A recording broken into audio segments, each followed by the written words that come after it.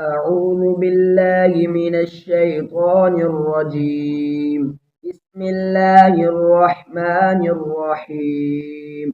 واعلموا أنما غنمتم من شيء فأن لله خمسه وللرسول ولذي القربى واليتامى والمساكين وابن السبيل إن كنتم آمنتم بالله وما أنزلنا على عبدنا يوم الفرقان يوم التقى الجمعان والله على كل شيء قدير.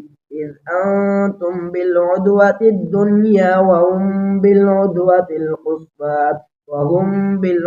القصوى والركب أسفل منكم ولو تواعدتم لاختلفتم في الميعاد ولكن ليقضي الله أمرا كان مفعولا ليهلك من هلك عن بينة ويحيى من حي عن بينة وإن الله لسميع عليم.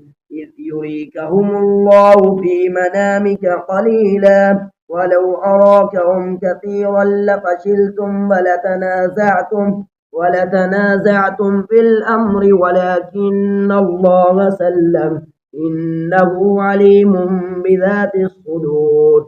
وإذ يريكموهم في أعينكم قليلا ويقللكم في أعينهم ليقضي الله أمرا كان مفعولا وإلى الله ترجع الأمور. يا أيها الذين آمنوا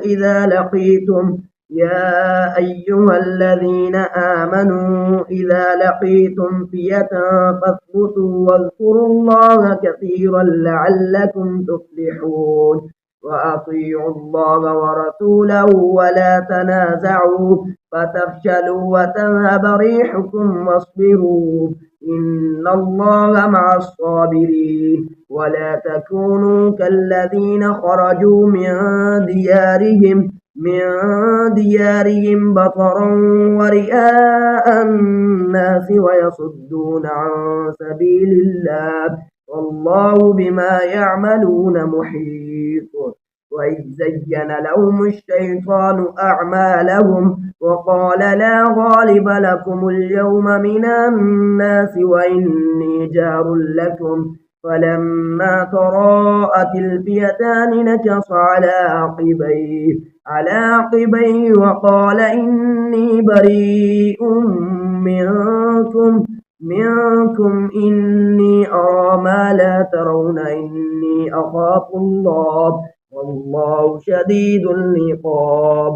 إذ يقول المنافقون والذين في قلوبهم مرض غر هؤلاء دينهم ومن يتوكل على الله فإن الله عزيز حكيم. صدق الله العظيم.